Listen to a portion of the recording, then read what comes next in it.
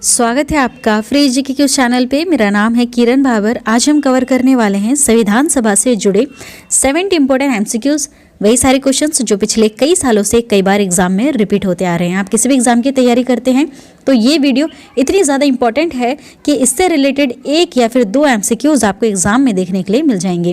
Video start करते एक छोटी सी रिक्वेस्ट करते हैं, बिल्कुल फ्री है, सब्सक्राइब करना, कभी कोई चार्ज आपका नहीं लगेगा और जो बेल है उस पर भी ऑल प्रेस कर दें। वीडियो के जस्ट नीचे लिखा होगा इस तरह से रेड कलर में सब्सक्राइब, उसे प्रेस करना ना भूलें।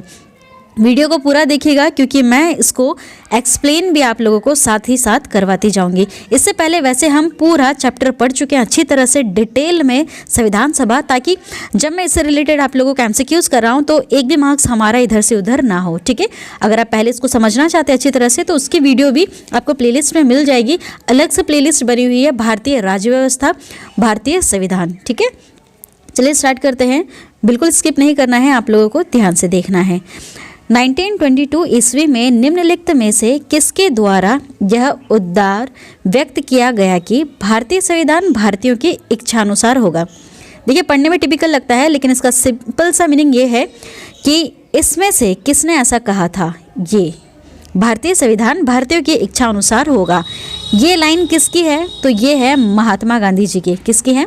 महात्मा गांधी जी ने ही ऐसा कहा था कि जो हम भारत का संविधान बनाने जा रहे हैं ये भारतीयों की इच्छा के अनुसार ही होगा। इसलिए जब भारतीय संविधान की सभा बैठती है तो वहाँ पर समिति बनाई जाती है। समिति मतलब कि ग्रुप बनाया जाता है, जैसे कि संचालन समिति, संघीय प्रांतीय प्रारूप, संघ शक्ति समिति, राष्ट्र दिवस संबंधी, ये सब समिति बनाई गई जिसमें सभी भारतीयों की इच्छाओं को लिया गया, सुना गया और काफ़ी लंबी बहस हुई। उसके बाद ही हमारा संविधान तैयार हुआ। ठीक है, करीबन 2 साल 11 महीने और 18 दिन, इतने लंबे समय तक उस पर विचार विमर्श होता रहा और बनता रहा अपना संविधान। ठीक है, चले आगे बढ़ते हैं। 1924 ईस्वी में किसके द्वारा ब्रिटिश सरकार से यह मांग की गई कि भारतीय संविधान के निर्माण के लिए संविधान सभा का गठन होना चाहिए। ऐसा किसने कहा था? ब्रिटिश सरकार से किसने ऐसी मांग उठाई कि हमारे भारतीय संविधान का निर्माण होगा जिसके लिए एक सभा बिठानी पड़ेगी, है ना? सही बात है, भारतीय संविधान इतना बड़ा अपना संविधान है, वो कैसे बनेगा? उसके लिए तो सभा बिठानी पड़ेगी और उस सभा में बहुत सारी समितियां होंगी। ठीक है, ये चीज़ आपको समझ में आ रही है? तो चलिए देखिए, हुआ क्या था, जब साइमन कमीशन भारत में आया था तो उसके वापसी के लिए आंदोलन हो गया था भारत में। तो उसी समय भारतीय नेताओं को चुनौती दे दी थी, ठीक है, लॉर्ड बर्केनहेड ने, कि आप आपका संविधान बना लो खुद से और एक मसौदा बनाकर हमको दे दो। तो इसकी अध्यक्षता कर रहे थे कौन? मोतीलाल नेहरू जी। कौन थे? मोतीलाल नेहरू जी की अध्यक्षता में एक समिति का गठन हुआ और इसी समिति को ये समिति इसलिए बनाई गई ताकि इसमें भारतीय संविधान के लिए एक मंसविदा तैयार किया जाए। ठीक है, और इसी को आगे चलकर नेहरू रिपोर्ट भी कहा जाता है। ठीक है, देखिए मैं डिटेल में समझाती भी जा रही हूँ ताकि आप लोगों को अच्छी तरह से ये वीडियो समझ में आए। चलो इसके बाद आगे बढ़ते हैं। जो हमारा थर्ड क्वेश्चन है, संविधान सभा के विचार पर औपचारिक रूप से प्रतिपादन किसके द्वारा किया गया? किसके द्वारा किया गया? तो इसका करेक्ट आंसर है M.N. राय। ठीक है, चलिए नेक्स्ट क्वेश्चन। संविधान सभा को किसने मूर्त रूप प्रदान किया?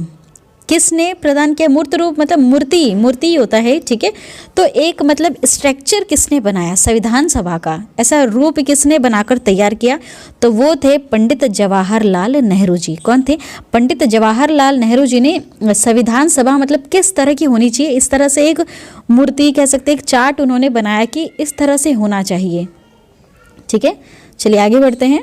नेक्स्ट क्वेश्चन, कांग्रेस ने किस वर्ष किसी प्रकार के ब्रह्म हस्तक्षेप के बिना भारतीय जनता द्वारा संविधान के निर्माण की मांग को लेकर प्रस्ताव पारित किया था? हस्तक्षेप, ठीक है, मतलब कि किसी ने कोई इसमें हस्तक्षेप नहीं किया था और कांग्रेस ने ये सीधे मांग उठा दी थी कि ये संविधान के निर्माण का एक प्रस्ताव पारित होना चाहिए। ठीक है, ये हुआ था 1936 में।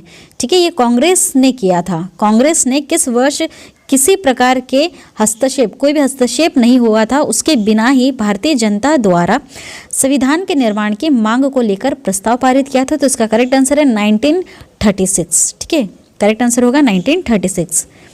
नेक्स्ट क्वेश्चन देखिए, अगर आप क्वेश्चन का मीनिंग समझ जाते हैं ना तो आंसर आप बहुत ही ईजिली तरीके से निकाल सकते हैं। इसलिए जो कुछ वर्ड होते हैं उनका मीनिंग हमें समझना चाहिए। चलिए आगे बढ़ते हैं। 1938 में किस व्यक्ति ने वयस्क मताधिकार के आधार पर संविधान सभा के गठन की मांग की? वयस्क मतलब कि जो एज में है, ठीक है, 18 साल से ऊपर वाले लोग जो मत देंगे, है ना, इलेक्शन होता है, वोट करेंगे, तो वोटिंग करने के आधार पर ही संविधान की जो सभा है उसका गठन किया जाएगा। मतलब कि संविधान सभा में जो भी व्यक्ति बैठेंगे समिति में, वो सब मत के द्वारा ही आएंगे। मतलब कि उनका निर्वाचन होना चाहिए, इलेक्शन के थ्रू ही आएंगे, ऐसे ही कोई आके नहीं बैठेगा। ठीक है, ऐसा 1938 में कहा गया था। ठीक है, तो ये बात किसने कही थी आपको ये बताना है। तो इसका करेक्ट आंसर है जवाहरलाल नेहरू जी। ठीक है, इन्होंने ऐसा कहा था कि जो भी व्यक्ति संविधान सभा में बैठेगा वो सब इलेक्शन के थ्रू ही बैठेगा, कोई भी मनोनीत होकर नहीं आएगा, सब यहाँ पर निर्वाचन होकर आएंगे। मनोनीत मतलब कि ऐसा ही किसी को उठा के भेज दिया, ठीक है, वैसा को नहीं होगा इसमें। चलिए आगे बढ़ते हैं। वर्ष 1942 में किस योजना के तहत यह स्वीकार कर लिया गया कि भारत में एक निर्वाचित संविधान सभा का गठन होगा? निर्वाचित मतलब वही इलेक्शन के थ्रू ही आके यहाँ पर बैठेंगे जो भी होगा, ठीक है, जो युद्ध उपरांत संविधान का निर्माण करेगी। मतलब युद्ध उपरांत मतलब जो सेकेंड वर्ल्ड वॉर चल रहा था उसके बाद जो संविधान बनेगा उसमें सब वही लोग बैठेंगे जो इलेक्टेड होकर आए थे। ठीक है, मतलब जिनका निर्वाचन होगा। ठीक है, क्वेश्चन का मीनिंग समझ गए। तो इसका करेक्ट आंसर क्या है? कौन सी योजना थी वो थी क्रिप्स योजना। ठीक है, इसका करेक्ट आंसर क्या? ठीक है, सन को ध्यान रखिएगा, ये 1942 की बात हो रही है, इसलिए आपको कंफ्यूज बिल्कुल नहीं होना है। इस समय क्रिप्स मिशन हमारे भारत में आया था 1942 में, याद रखिएगा। ब्रिटिश प्रधानमंत्री थे उस समय विंस्टन चर्चिल ने मार्च 1942 में यह घोषणा की कि भारत की संवैधानिक समस्याओं का हल खोजने के लिए सर स्टैफोर्ड क्रिप्स भारत का दौरा करेंगे। ठीक है, तो उसी समय की बात हुई थी इस तरह से। ठीक है, कि जो भी संविधान सभा में बैठेगा सेकेंड वर्ल्ड वॉर के बाद वो सब निर्वाचन होकर आएगा, मतलब वो इलेक्शन जीत कर ही आएंगे। ठीक है, चलिए आगे बढ़ते हैं। संविधान सभा के गठन की मांग सर्वप्रथम 1895 में किसके द्वारा की गई थी? देखिए, संविधान सभा की मांग वक्त में काफ़ी बार उठी है, तो ये मैं बता चुकी हूँ आप लोगों को कि 1895 में पहली बार किसने उठाई थी आवाज़ कि हमें हमारा संविधान चाहिए, हमारे भारतीय संविधान होना चाहिए जिसमें कोई ब्रिटिश सरकार नहीं होनी चाहिए। ठीक है, तो देखिए इसका करेक्ट आंसर है बाल गंगाधर तिलक। ठीक है, लोकमान्य तिलक। देखिए क्या हुआ था, भारतीय संविधान के विकास की जो धारणा बनी थी, धारणा, ठीक है, वो लोकमान्य तिलक द्वारा स्वराज विधेयक 1895 में पहली बार प्राप्त हुआ था। ठीक है, चलिए आगे बढ़ते हैं। लोकमान्य तिलक भी आपको कहीं लिखने देख जाएगा, ऐसा लिखा हुआ, और बाल गंगाधर तिलक, ठीक है, दोनों एक ही, कन्फ्यूज़न नहीं होना है आपको। चलिए कोई कन्फ्यूज़न नहीं है, आगे बढ़ते हैं। भारतीय संविधान की संविधान सभा गठित करने का आधार क्या रहा था? ठीक है, इसको हम अच्छी तरह से पढ़ चुके हैं, बहुत अच्छी तरह से। अगर आपने वीडियो प्रीवियस देखी है तो ये आंसर आप यूँ ही लगा लेंगे। कैबिनेट मिशन आया था हमारे भारत में, ठीक है, उसके प्लान के तहत ही 1946 में आया था कैबिनेट मिशन हमारे भारत में। इसके ही आधार पर हमारा संविधान सभा गठित हुआ है। ठीक है, थोड़ा सा और समझ लीजिए इसके बारे में। सन 1945 में द्वितीय विश्व युद्ध समाप्त हो चुका था। मार्च 1946, ठीक है, एक साल बाद में लॉर्ड इटली के हाथों में ब्रिटिश सत्ता आ गई, जिसने 24 मार्च 1946 को ब्रिटिश मंत्रिमंडल के 3 सदस्य थे, पेंथिक लॉरेंस, सर स्टैफोर्ड क्रिप्स और एवी अलेक्जेंडर को भारत की संवैधानिक समस्या के समाधान के लिए भारत भेजा था। ठीक है, और इसी को जाना जाता है कैबिनेट मिशन से। और इसी सभा में इन लोगों ने ऐसा कहा था, एक ऐसी रिपोर्ट इन्होंने प्रस्तुत की थी। ये जो 3 लोग आए थे ना ब्रिटिश मंत्रिमंडल के, इन्होंने एक ऐसी रिपोर्ट भेजी जिसमें इन्होंने बोला था कि भारत का एक संघ बनाए। ठीक है, मतलब अब इसको पूरा एक ग्रुप बना दो, आप सब अलग अलग नहीं रहेंगे। ठीक है, एक ग्रुप बनाने की कोशिश करो जिसमें देसी रियासत भी रहेंगी, ब्रिटिश भारतीय प्रांत दोनों रहेंगे। याद रखिएगा, ब्रिटिश भारतीय प्रांत के अंडर में 8 राज्य आते हैं, जिसमें से वो सब अलग अलग थे उस समय, मध्य प्रदेश, झारखंड, असम, मद्रास, ये सब इनके 8 प्रांत में आते हैं। और कुछ देसी रियासतें, मतलब कि कुछ राजा महाराजा थे उस समय जो ये कहते थे कि हम अलग हैं, भारत वाला तो कुछ नहीं समझते थे, वो अपने आप को अलग समझते थे। तो इस मिशन के तहत ऐसी बात रखी उन 3 लोगों ने जो ब्रिटिश मंत्रिमंडल के आए थे। उन्होंने कहा था कि नहीं, अब पूरे भारत को एक संघ बना दिया जाए, आप अलग अलग ऐसे बिखरे हुए मत रहो, संघ बनाओगे उसके बाद ही तो एक संविधान बनेगा आप लोगों का। ठीक है, ये चीज़ आपके माइंड में क्लियर हो रही है? नहीं हो रही हो तो प्लीज़ पूरी वीडियो ज़रूर देखिएगा ताकि आपको कोई कन्फ्यूज़न ना हो। भारत की संविधान सभा किसके अनुसार गठित की गई है? किसके अनुसार गठित की गई है अभी आपको जस्ट बताया है। तो ये कैबिनेट मिशन योजना के तहत ही गठित की गई है, क्योंकि इन्हीं में जब 3 ये जो मंत्रिमंडल आए थे ब्रिटेन से, उन्होंने ही ऐसा कहा था कि आपके देसी रियासतें और जो ब्रिटिश के जो प्रांत रहे हैं, मतलब उस पर सीधा जो अधिकार रख रही है ब्रिटिश की महारानी, उन सबको आप मिलाकर एक संघ बना लो और उसका एक संविधान बना लो। ठीक है, ऐसा। चलिए नेक्स्ट क्वेश्चन, सन 1936 में भारतीय राष्ट्रीय कांग्रेस द्वारा संविधान सभा के गठन की मांग कहाँ पर हुए अधिवेशन में रखी गई थी? ठीक है, देखिए बहुत सारे अधिवेशन हुए हैं कांग्रेस के, देखा जाए तो टोटल 56 है ना, 56 इतने अधिवेशन हो चुके थे उस समय के आसपास।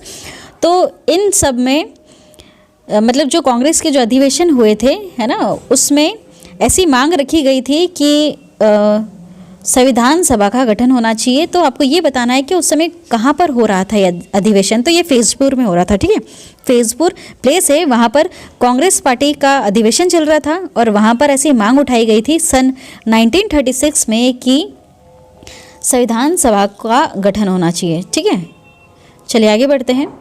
कैबिनेट मिशन योजना के अनुसार संविधान सभा में कुल कितने सदस्य थे?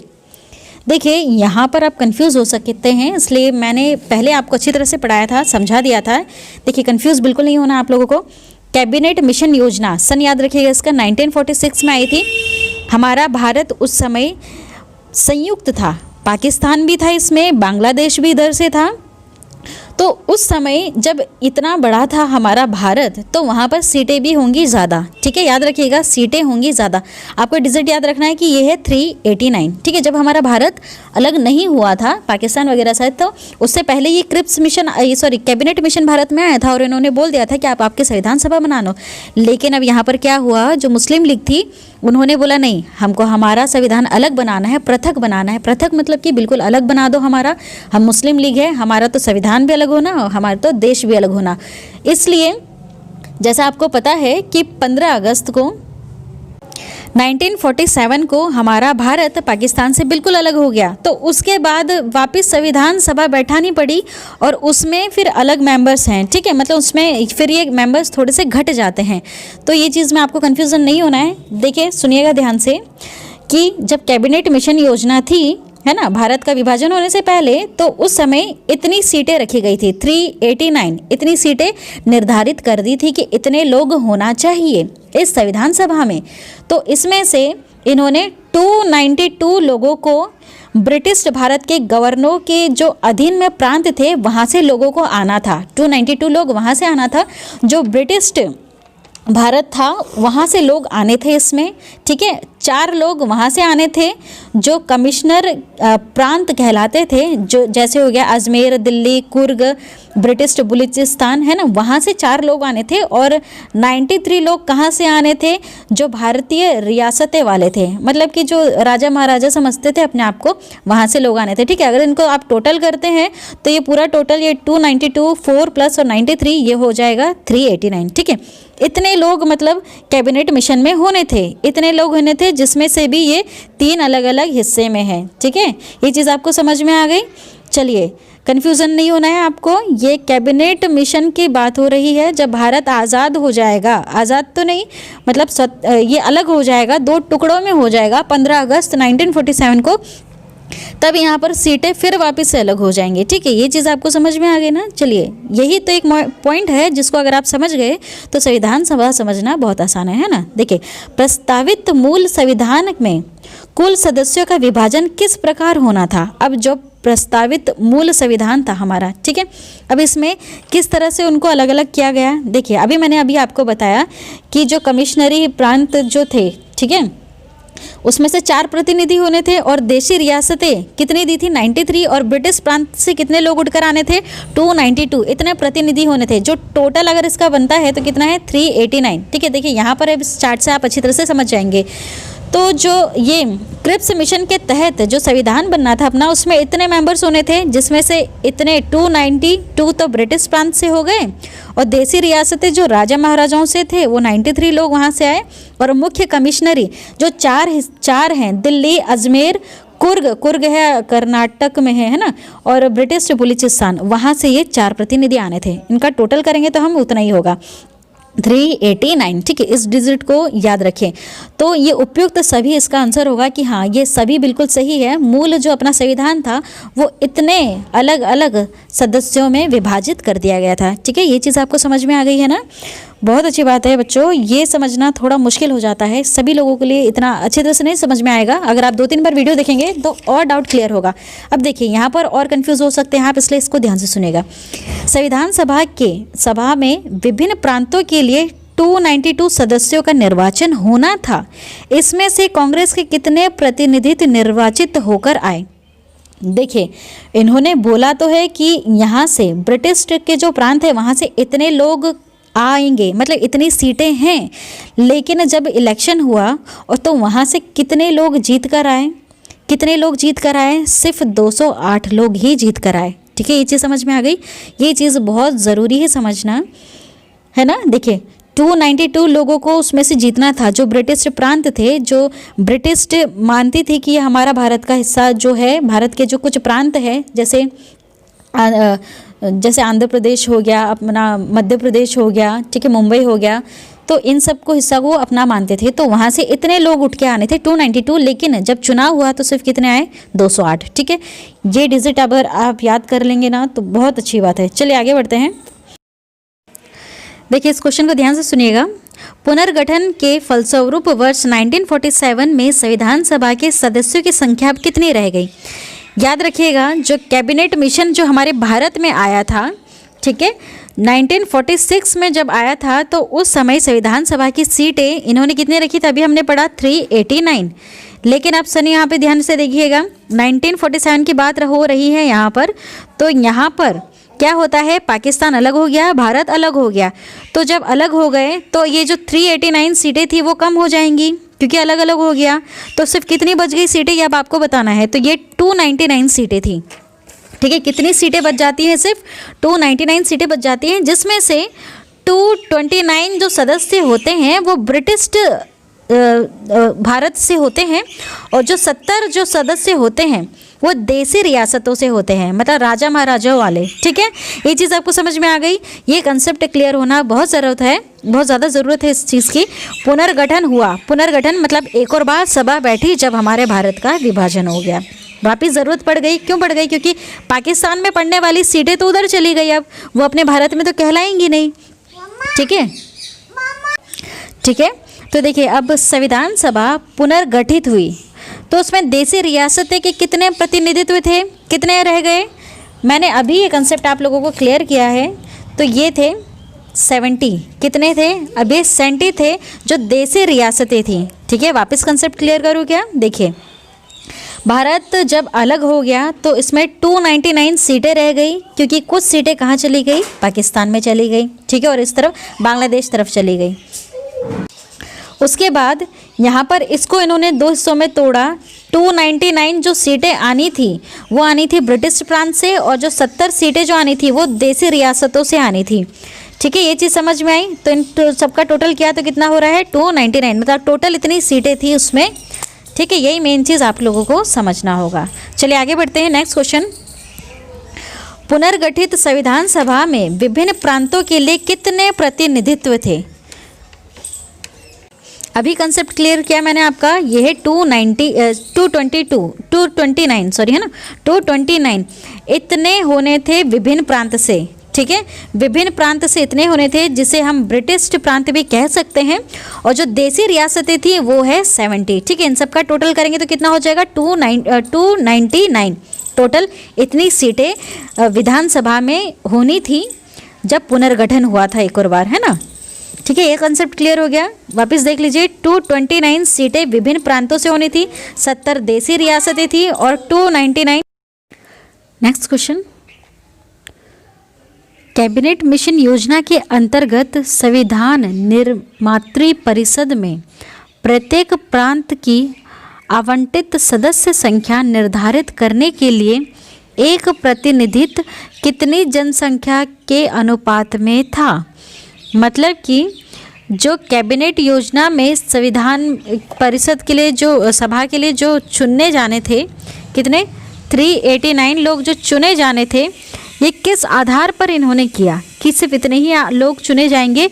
इन्होंने 10 लाख प्रति व्यक्ति करने के हिसाब से किया, ठीक है। 10 लाख के ऊपर एक इंसान होगा जो प्रतिनिधि कहलाएगा, ठीक है। ये क्लियर हुआ कंसेप्ट। चलिए आगे बढ़ते हैं। संविधान सभा के सदस्यों को निम्न में से किसने प्रत्यक्ष रूप से निर्वाचित किया था। किसे किया था? प्रांतों की विधानसभा ने, ठीक है। संविधान सभा के जो सदस्य थे ये निम्न में से किसने प्रत्यक्ष रूप से निर्वाचित किया था? तो इसका करेक्ट आंसर है प्रांतों की विधानसभा। मीनिंग समझ में आया आपको? मतलब कि जो ये प्रांत में जो विधानसभा है उनके द्वारा ही ये सदस्य प्रत्यक्ष रूप से निर्वाचित हुए हैं, ठीक है। चलिए आगे बढ़ते हैं। नेक्स्ट, संविधान सभा में किस प्रांत का प्रतिनिधित्व सबसे अधिक था? सबसे अधिक किसका था? संयुक्त प्रांत का, ठीक है। किसका था? संयुक्त प्रांत का। इसका मतलब ये हुआ कि जब संविधान सभा में प्रतिनिधित्व चुने गए थे तो सबसे ज़्यादा कहाँ से आए थे, है ना। तो ये जो प्रांत हम जिसको बोल रहे हैं वो कौन सा है? ब्रिटिश भारत के हैं। मतलब ये जो ब्रिटिश सत्ता थी इसके अधीन में भारत के कुछ राज्य थे जिसे ब्रिटिश प्रांत या फिर ब्रिटिश भारत कहते हैं, जिस पे सीधा शासन कौन कर रहा था? ब्रिटिश सरकार कर रही थी, ठीक है। बाकी जो देसी रियासतें थी वो अधीन तो इनके ही थे ब्रिटिश सरकार के, लेकिन वो स्वतंत्र थे, ठीक है। ये इसका डिफरेंस है, इसका मीनिंग यही रहा। तो इसमें ये कह रहे हैं कि जो संविधान सभा थी उसमें जो ऐसा कौन सा प्रांत था जहाँ से सबसे ज़्यादा प्रतिनिधित्व चुने गए थे, तो यह है संयुक्त प्रांत। बंगाल आपको पता है, चेन्नई पता है, मुंबई पता है, ये भी प्रांत ही थे उसमें शामिल। अभी संयुक्त प्रांत क्या है? यह है उत्तर प्रदेश और उत्तराखंड, इनको मिलाकर संयुक्त प्रांत कहते थे उस समय, ठीक है। उत्तर प्रदेश उत्तराखंड अलग नहीं था उस समय, इसको संयुक्त प्रांत कहते थे। और यहाँ से करीबन 55 प्रतिनिधित्व आए थे, ठीक है। वापस और डिटेल में समझें तो 299 संख्या रह चुकी थी, सिर्फ इतने सदस्य रह गए थे पुनर्गठन के बाद, जिसमें से 229 जो थे वो ब्रिटिश शासित प्रांत से आने थे और 70 कहाँ से आए थे? देसी रियासत में से आए थे, ठीक है। तो इसमें से जो 55 जो मेंबर्स हैं वो सीधे संयुक्त प्रांत से आए हैं, जो काफ़ी ज़्यादा बड़ी मात्रा थी। 55 लोग जो आए थे वो संयुक्त प्रांत से ही आए थे, सिर्फ उत्तर प्रदेश और उत्तराखंड से इतने सारे लोग आए थे, ठीक है। इसका मतलब ये हुआ। चलिए आगे बढ़ते हैं। आई होप आपका ये कंसेप्ट क्लियर हो रहा होगा। नहीं हो रहा है तो प्लीज़ कमेंट करके बताएं ताकि एक अलग से वीडियो इस पर बना दी जाए। चलिए, संविधान सभा में किस देशी रियासत के प्रतिनिधि में भाग नहीं लिया, ठीक है। कौन सी ऐसी देशी रियासत थी जो भाग इसमें नहीं ले रही थी? तो वो थी हैदराबाद की, ठीक है। देखिए, जूनागढ़ की देशी रियासत भी थी उस समय, कश्मीर की भी थी, मैसूर की भी थी, हैदराबाद की भी थी, लेकिन हैदराबाद वाली जो देशी रियासत थी उसने संविधान सभा में भाग नहीं लिया, क्योंकि मैंने बताया ना आपको, जैसे देशी रियासत थी, राजा राजाओं के जो राजवाड़े थे उनका तो यही कहना था कि हमारा अलग है, हमारी प्रजा अलग है, हम इस भारत का हिस्सा क्यों बने, हम एक भारतीय संघ क्यों बने, हम तो अलग है, हमारी देशी रियासत अलग चल रही है, ब्रिटिश सरकार कल को अगर ख़त्म हो जाएगी तो मैं ही एक राजा रहूँगा यहाँ का, ऐसी इनकी सोच थी, ठीक है। ये चीज़ आपको समझ में आ रही है? मतलब ये एक अलग ही दुनिया में जी रहे थे। Next question, B R Ambedkar का संविधान सभा में निर्वाचन हुआ था, कहाँ से हुआ था? तो ये हुआ था पश्चिम बंगाल से। कौन सी जगह से हुआ था? पश्चिम बंगाल से हुआ था। लेकिन जब भारत का विभाजन हो गया तो ये वापस चले गए कहाँ पर? मुंबई में। ठीक है, विभाजन होने के बाद मुंबई से फिर इनको अध्यक्ष बनाया जाता है, प्रारूप समिति का अध्यक्ष। ठीक है, ये आगे का पॉइंट है। लेकिन अगर क्वेश्चन इस तरह से आता है कि बी आर अम्बेडकर जी का संविधान सभा में निर्वाचन कहाँ से हुआ था, तो ये पश्चिम बंगाल से हुआ था। अगर इसमें और वर्ड ऐड कर दिया जाए कि पुनर्गठन के बाद कहाँ से हुआ था, तो वो होगा फिर मुंबई। ठीक है, उसके पीछे भी स्टोरी है, आपको बता चुके हैं पहले। चलिए आगे बढ़ते हैं। मुस्लिम लीग ने किस कारण संविधान सभा का बहिष्कार किया था? क्या रीज़न था जो इसका ये बहिष्कार कर रहे थे? तो ये था कि मुस्लिम लीग मुसलमानों के लिए एक अलग संविधान सभा चाहता था। ठीक है, संविधान सभा जिसे प्रत्येक,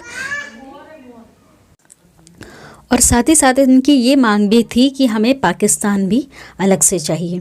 ठीक है, चलिए आगे बढ़ते हैं। संविधान सभा का चुनाव निम्न में से किस आधार पर हुआ था? किस आधार पर हुआ था? ये वर्गीय मताधिकार के आधार पर हुआ था। ठीक है, क्या है का? वर्गीय मताधिकार के। चलिए आगे बढ़ते हैं। संविधान सभा के सदस्य प्रतिनिधि थे, किसके प्रतिनिधि थे ये? तो इसका करेक्ट आंसर जनता द्वारा अप्रत्यक्ष निर्वाचित हो रखे थे। ठीक है, ठीक है, इन्होंने जनता ने इलेक्शन पड़ा था, जनता ने इनको वोट दिया था, तब जाकर इनका चुनाव हुआ था और ये संविधान सभा में जाके बैठे थे। ठीक है, ताकि संविधान लिख सके। चलिए आगे बढ़ते हैं। भारतीय संविधान निर्मात्री सभा किस तरह की थी, आपको ये बताना है। तो ये प्रांतीय विधानसभाओं द्वारा परोक्ष रूप से अनुपातित प्रतिनिधित्व प्रणाली द्वारा चुनी गई थी। ठीक है, इसका मतलब यही है कि 10 लाख लोगों के ऊपर एक सीट थी। ठीक है, चलिए आगे बढ़ते हैं। भारतीय संविधान को किसने बनाया? किसने बनाया भारतीय संविधान को? तो इसका करेक्ट आंसर है संविधान सभा ने। ठीक है, ये जो भारत का जो संविधान बना है, ये संविधान सभा के द्वारा बना है। और अपनी संविधान जो सभा थी उसकी जो प्रमुख समितियां रही हैं, मतलब उसमें भी बहुत सारी समिति थी, ग्रुप्स थे, जैसे संचालन समिति, संघीय समिति, प्रांतीय प्रारूप संघ, मौलिक अधिकार वाली अल्पसंख्यों से संबंधित, राष्ट्र ध्वज से संबंधित, ऐसी समितियां बनी हुई थी जिनके अलग से अध्यक्ष भी रहे हैं। इन सबको मिलाकर संविधान सभा कहते हैं और उसी संविधान सभा में भारत का संविधान बना था। ठीक है, सबसे अच्छी बात है कि ये सब भारतीय थे, यहाँ पे ब्रिटिश कोई भी नहीं था। ठीक है, इसलिए ब्रिटिश संसद तो नहीं है, भारतीय संसद भी नहीं था, वो गवर्नर जनरल ने भी नहीं बनाया था। ये भारतीय का जो संविधान है ये संविधान सभा के बनाया गया है। ठीक है, संविधान सभा के द्वारा ही बनाया गया है। चलिए आगे बढ़ते हैं। संविधान सभा के लिए चुनाव कब संपन्न हुआ था? कब संपन्न हुआ था चुनाव? तो इसका करेक्ट आंसर है 1946 में हुआ था। ठीक है, क्योंकि इसी वक्त कैबिनेट मिशन भी आया था। ठीक है, उन्हीं ने ये प्रस्ताव रखा था ना, संविधान सभा का चुनाव हो और चुनाव होने के बाद एक सभा बैठी जाए। ठीक है, तो ये 1946 में हुआ था। नेक्स्ट, भारतीय संविधान सभा की स्थापना कब हुई थी? कब हुई थी इसकी स्थापना? तो ये हुई थी 9 दिसंबर 1946 को हुई थी। ठीक है, भारतीय संविधान सभा की स्थापना कब हुई थी? तो आपको याद रखना है 9 दिसंबर 1946 को इसकी स्थापना हुई थी। ठीक है, चलिए आगे बढ़ते हैं। संविधान सभा का प्रथम अधिवेशन कहाँ हुआ था? ठीक है, अब इनके अधिवेशंस भी हुए हैं, तो एक कहाँ हुआ था सबसे पहले इसका अधिवेशन? तो ये हुआ था दिल्ली में। कहाँ हुआ था? दिल्ली में इसका प्रथम अधिवेशन हुआ था। आगे बढ़ते हैं। क्वेश्चन, संविधान सभा के उद्घाटन अधिवेशन की अध्यक्षता किसने की थी? किसने की थी? उद्घाटन के समय अध्यक्षता कौन कर रहा था संविधान सभा की? तो वो कर रहे थे सच्चिदानंद सिन्हा। ठीक है, इन्होंने क्यों की?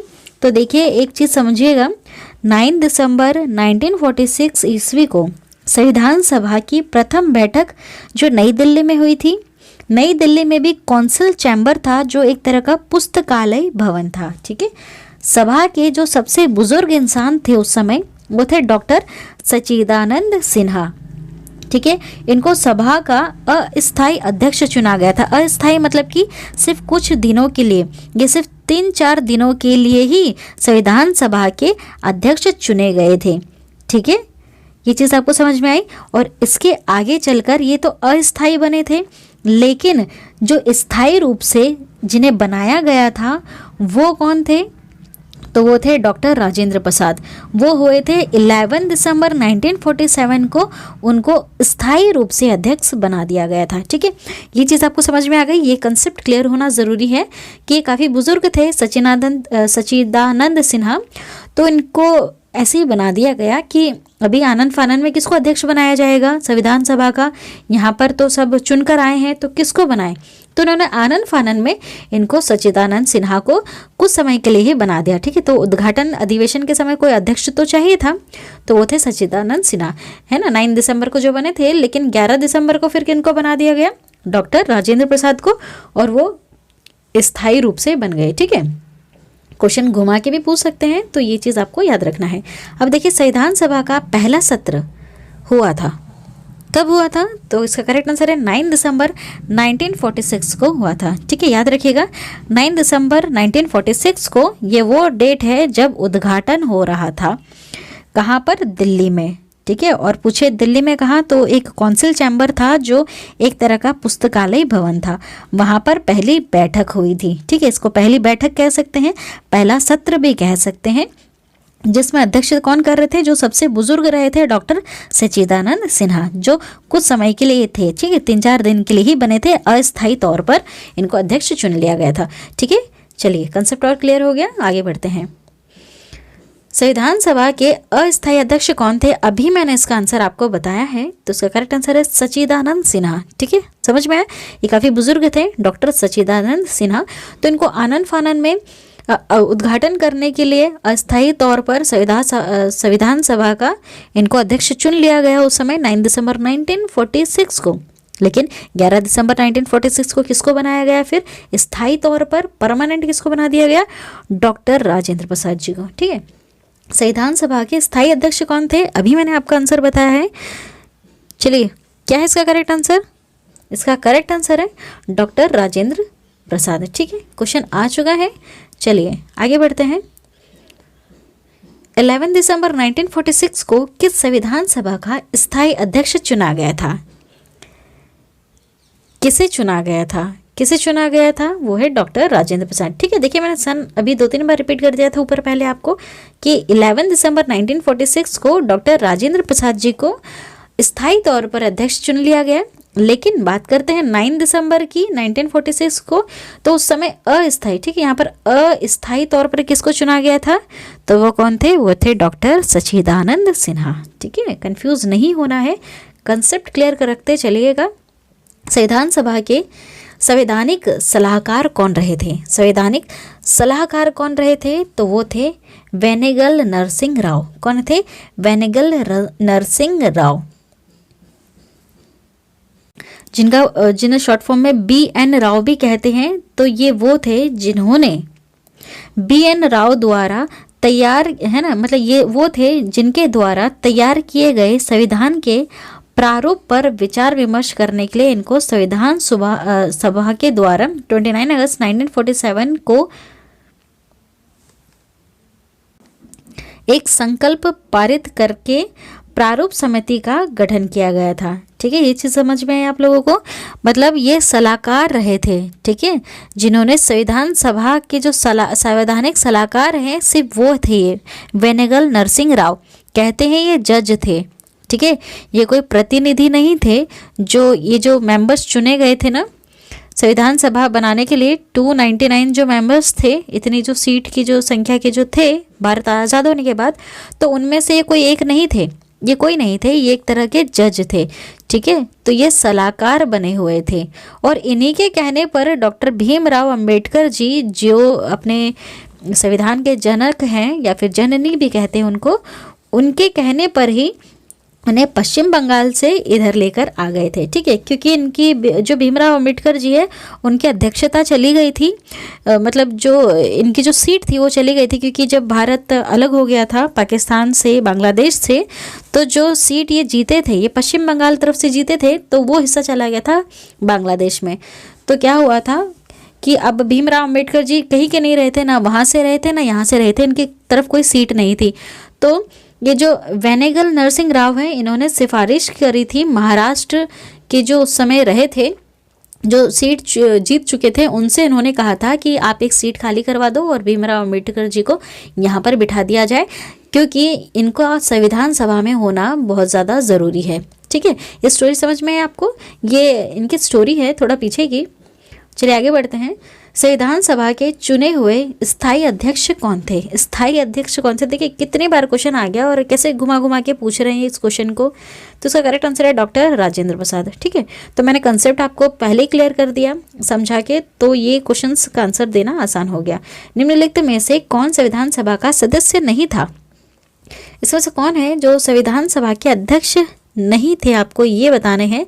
तो देखिए ये थे H.H. वैग, है ना। H.H. वैग ये संविधान सभा के सदस्य नहीं थे। K.M. मुंशी थे। N. गोपाल स्वामी अयंगार थे। T.T. कृष्णमाचारी ये संविधान सभा के सदस्य थे। ठीक है, इन सब के मैं नाम बता चुकी हूँ आप लोगों को पहले ही। चलिए आगे बढ़ते हैं। संविधान के विभिन्न पहलुओं के अध्ययन हेतु संविधान सभा ने कितनी समितियां नियुक्त कर रखी थी?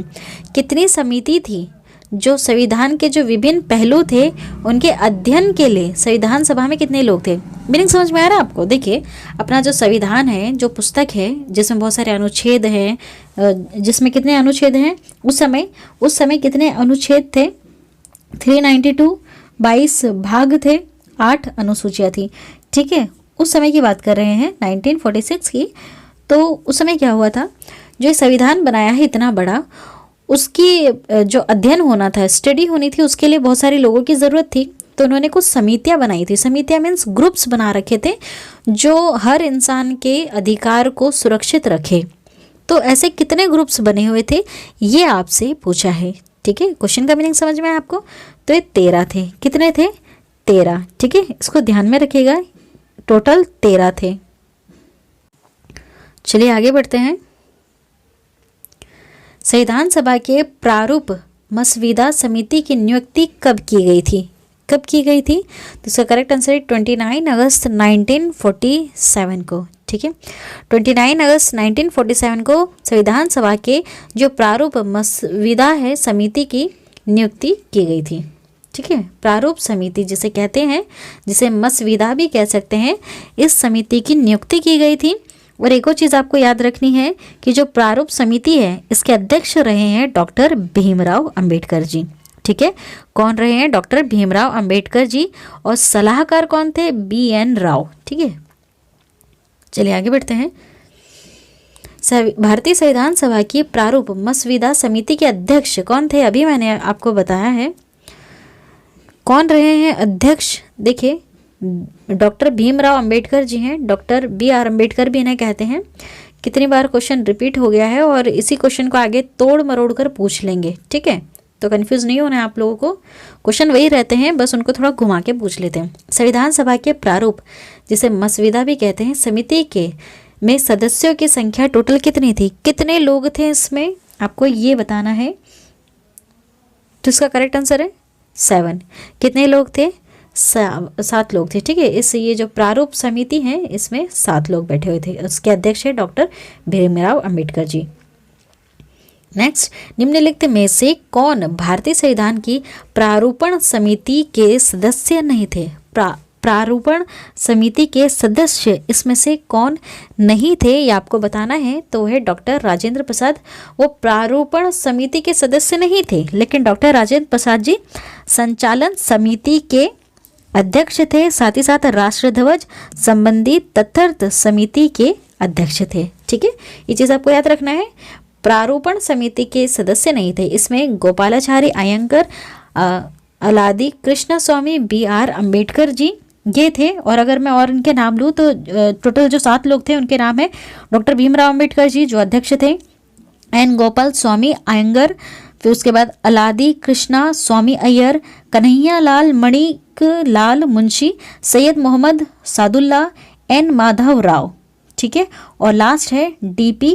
खेतान। ठीक है, और इनकी मृत्यु के बाद भी चेंज हो गए थे। जो D.P. खेतान थे उनकी मृत्यु के बाद T.T. कृष्णा कृष्णामचारी को इनकी जगह पर बिठा दिया गया था। ठीक है, ये टोटल 7 लोग इसमें थे। लेकिन डॉक्टर राजेंद्र प्रसाद जी जो हैं ये प्रारूप समिति के सदस्य नहीं थे। ठीक है, ये किसके थे?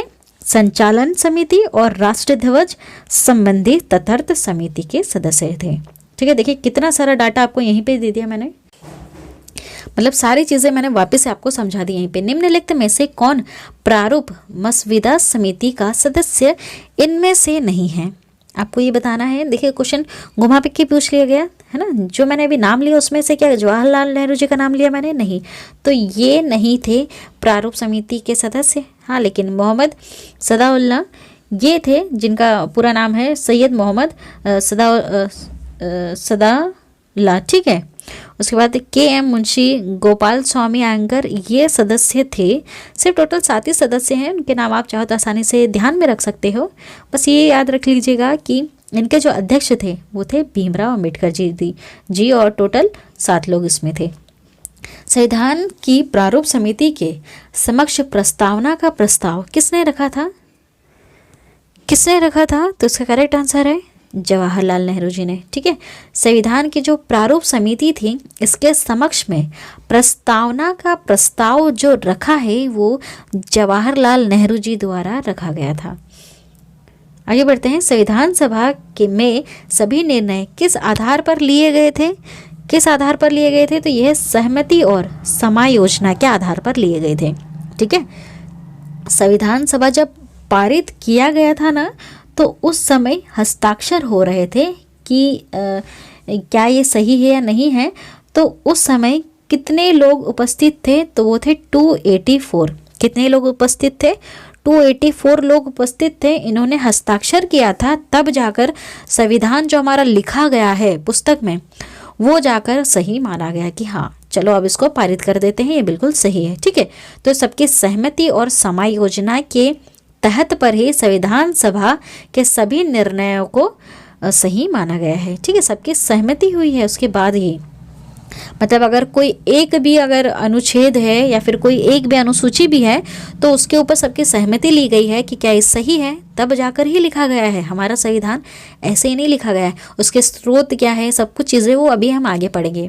ठीक है, संविधान सभा के उद्देश्य प्रस्ताव किसने प्रस्तुत किए? संविधान सभा में जो उद्देश्य प्रस्ताव था वो किसने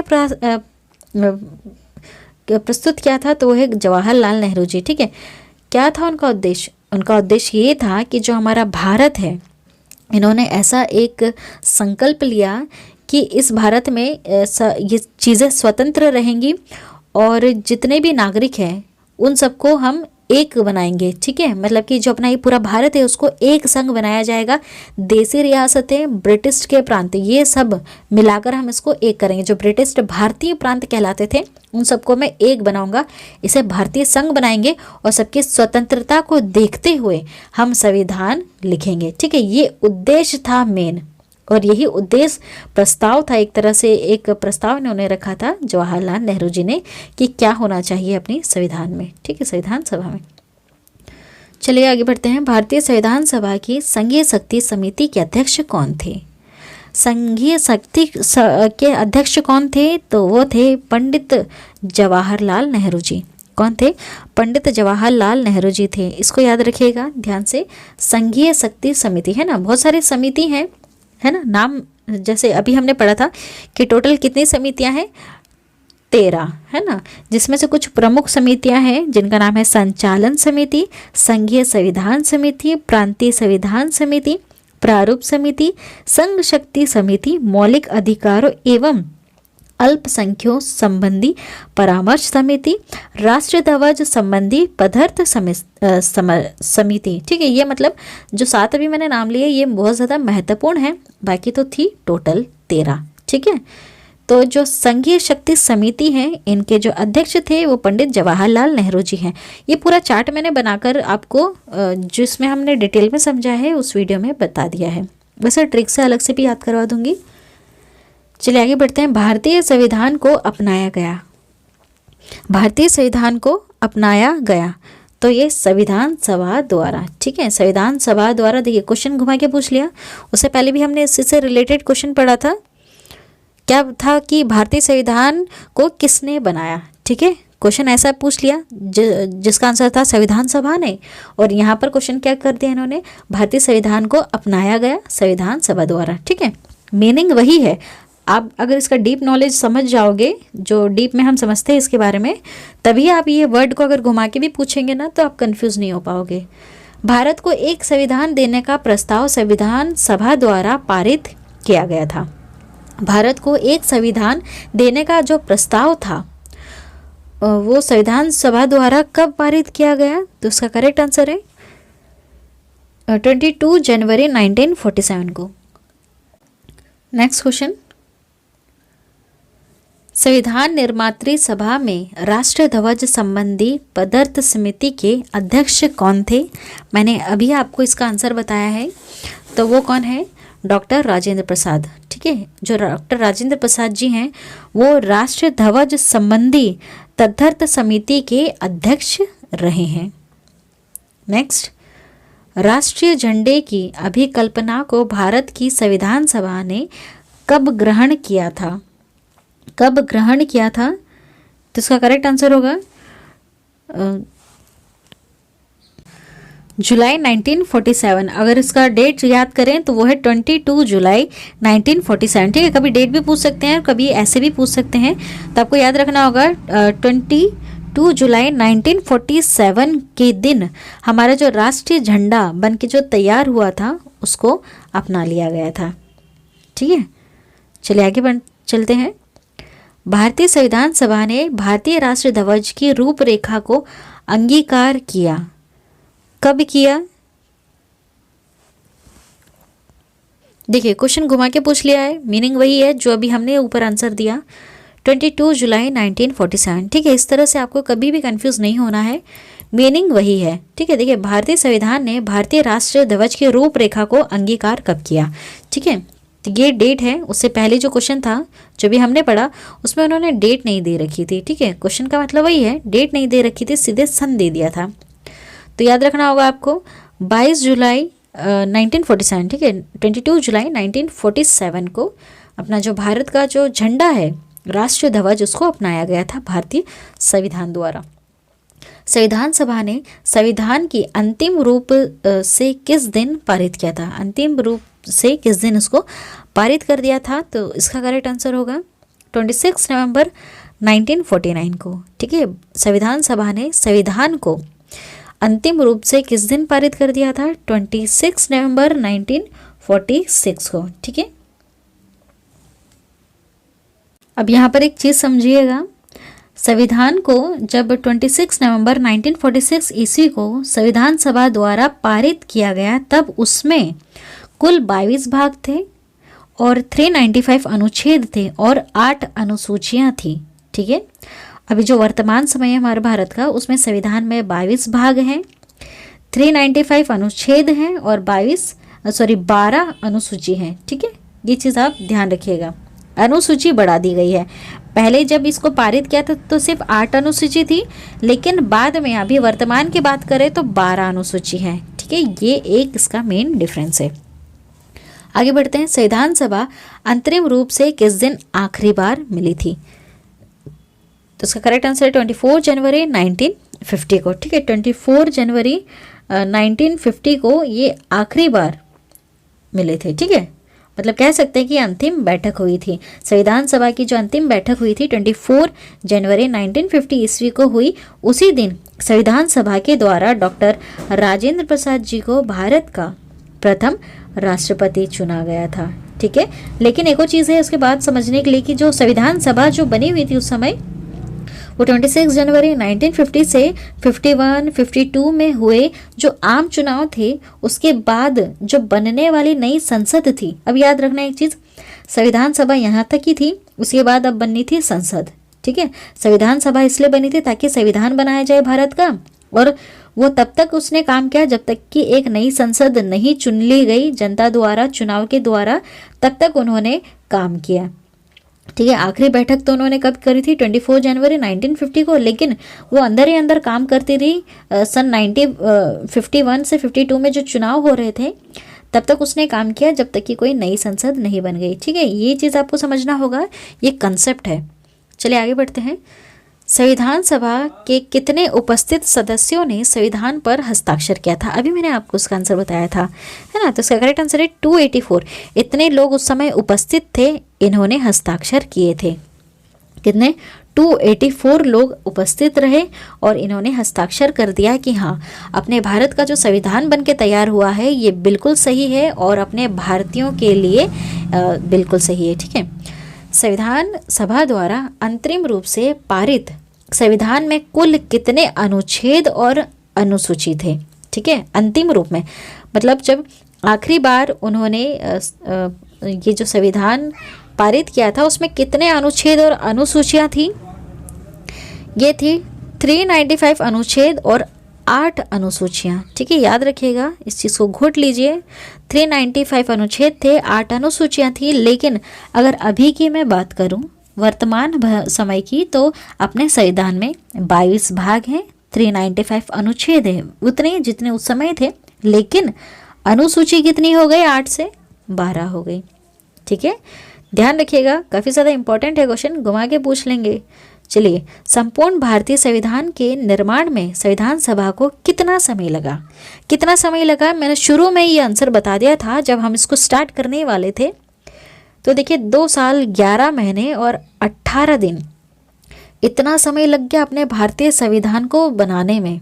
ठीक है, ये जो भारतीय संविधान सभा जो बैठी थी, इसमें जो इतनी समितियां थी, 13 समितियां, ठीक है, इन सब ने मिलाकर जो अपना भारत को जो संविधान बनाया, उसको टोटल 2 साल 11 महीने 18 दिन लग गए थे। ठीक है, चलिए आगे बढ़ते हैं। किस दिन से संविधान सभा का अंतरकालीन संसद के रूप में अभिभाव हुआ था? ठीक है, इसका करेक्ट आंसर है ऑप्शन सी वाला। ठीक है, सी लिखा हुआ है 26 जनवरी 1950। ठीक है, 26 जनवरी 1950। इसका मतलब मैंने अभी आपको बताया कि देखिए, संविधान सभा की जो आखिरी बार जो बैठक हुई थी वो तो 24 जनवरी 1950 को हुई थी।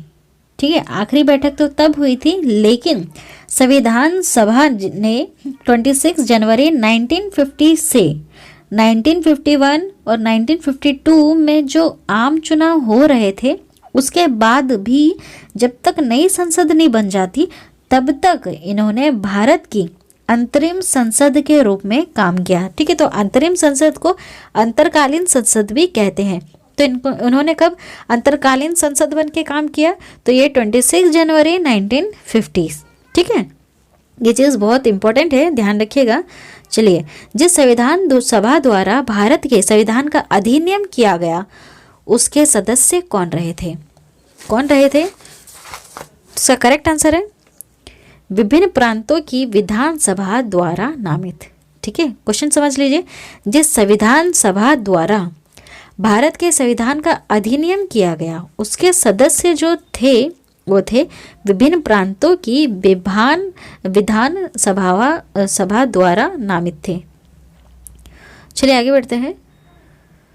भारत के लिए संविधान सभा की रचना हेतु संविधान सभा का विचार निम्नलिखित में से सर्वप्रथम किसने प्रस्तुत किया था? किसने किया था? तो यह थी स्वराज पार्टी ने 1924 में। ठीक है, स्वराज पार्टी 1924 में भारत के लिए संविधान सभा की रचना हेतु संविधान सभा का विचार निम्नलिखित में से सर्वप्रथम किया गया था।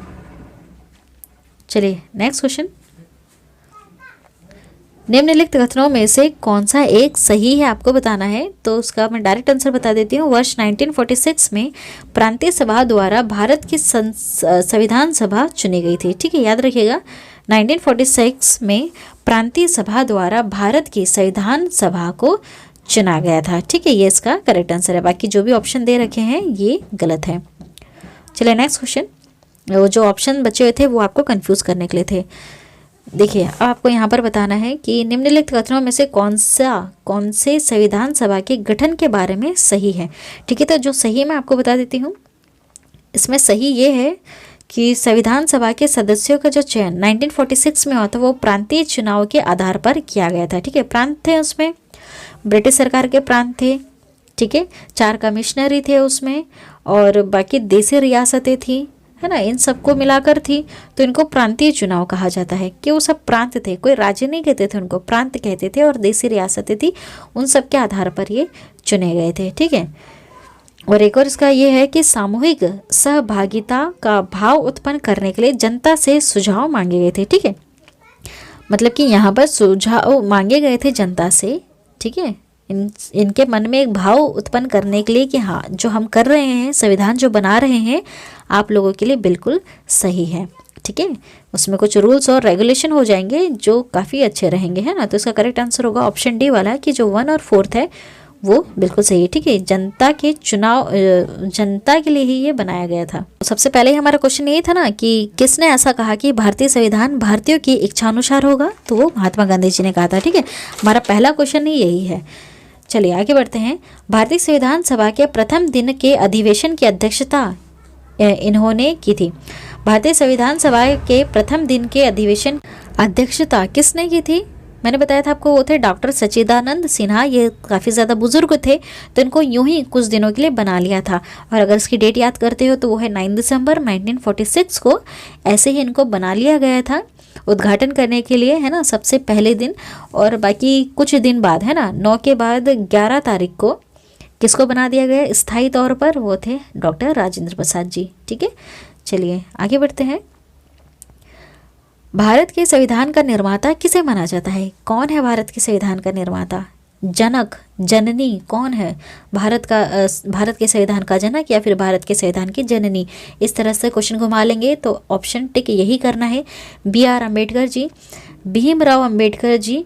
ठीक है, ये मध्य प्रदेश के महू से है। और एक बात मैं बता दूं आप लोगों को कि मध्य प्रदेश के महू जिले में ही, जो मध्य प्रदेश का जो महू है, जिला नहीं है, जिला तो इंदौर आता है, वहाँ से मैं बिलोंग करती हूँ। ठीक है, मध्य प्रदेश के महू में हमारा घर है। चलिए, आर्मी एरिया है बिल्कुल, मेरे फादर भी आर्मी में ही है। चलिए आगे बढ़ते हैं। संविधान पांडुलेखन समिति का निम्नलिखित में से कौन सदस्य नहीं था?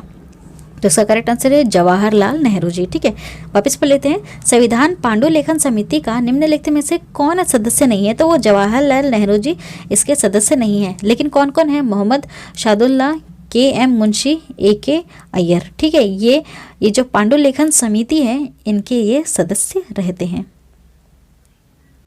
ठीक है, कंफ्यूज नहीं होना है। पांडुलेखन समिति वही है जो हम बार बार पढ़ रहे हैं, प्रारूप समिति। ठीक है, जिसके अध्यक्ष है भीमराव अंबेडकर जी। उसी से रिलेट क्वेश्चन आते हैं। और इसमें टोटल कितने हैं? 7 मेंबर्स हैं। ठीक है, मैंने आपको नाम बता दिया है। तो उसमें से ये सब होते हैं, पर ये जवाहरलाल नेहरू जी उसमें नहीं होते हैं। ठीक है, चलिए, भारत का संविधान लागू हुआ था, कब लागू हो गया था? डेट याद रखिएगा, 26 जनवरी 1950 को ये लागू हो चुका था। ठीक है, 26 जनवरी 1950 को इसको लागू कर दिया गया था। और इसको अच्छी तरह से समझ लेते हैं।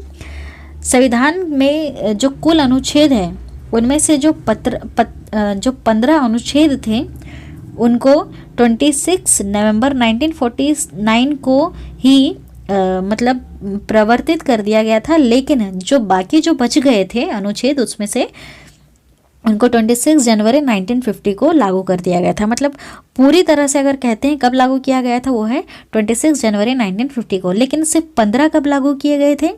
तो वो था 26 नवंबर 1949 को। ठीक है, इस तरह से क्वेश्चन भी घुमाकर पूछ सकते हैं।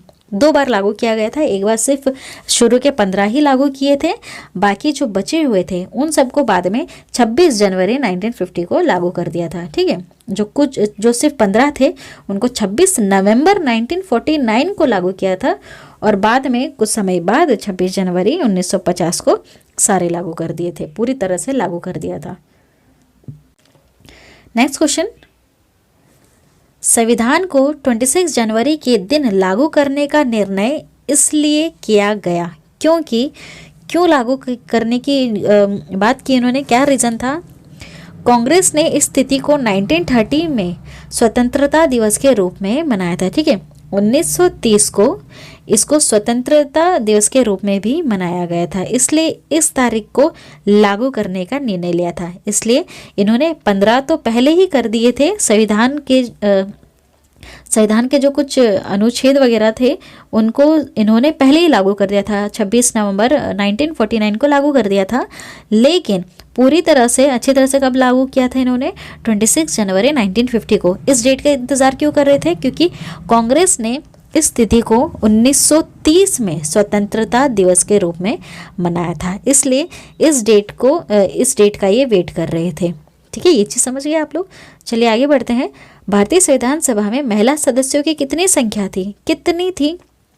तो वो थे 15। ठीक है, मैंने इन सब के नाम भी आपको पढ़ के बता दिए थे। 15 महिला सदस्य इनमें रही थी। ठीक है, पूरा चार्ट बना हुआ है, प्रीवियस वीडियो का लिंक आपको वीडियो में मिल जाएगा। प्लीज़ बच्चों उसको ज़रूर ध्यान से सुनिएगा। भारत शासन अधिनियम 1935 द्वारा स्थापित संघ में अवशिष्ट शक्तियाँ किसको दे दी गई थी? तो इसका करेक्ट आंसर है गवर्नर जनरल को दे दी गई थी। ठीक है, भारत शासन अधिनियम जो हमने प्रीवियस वीडियो में पढ़ा था, भारत का संवैधानिक इतिहास। ठीक है, संविधान सभा अलग चैप्टर है और भारत का संवैधानिक इतिहास अलग है, तो ये उसका आंसर है। ठीक है, उसमें गवर्नर जनरल को जो अवशिष्ट शक्तियाँ मतलब बची हुई शक्तियाँ इनके अंडर में कर दी गई थी। ठीक है, यूपीएससी 2018 में क्वेश्चन आ चुका है। ये सारी वीडियोस मैंने सारे जितने भी क्वेश्चन थे वो सब मैंने कवर करवा दिए हैं। वीडियो कैसी लगी प्लीज़ कमेंट करके बताएं।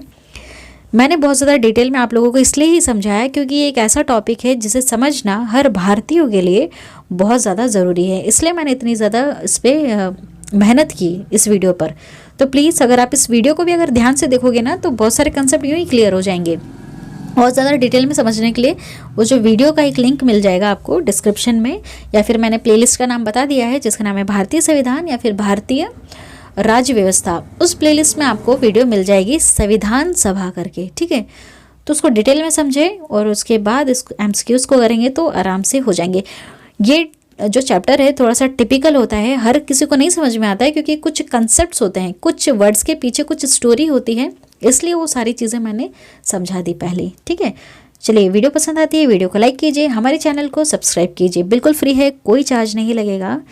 और कमेंट करके ज़रूर बताइए कि आपको क्या नहीं समझ में आया, वो मैं आपको वापस समझाऊंगी। Thank you.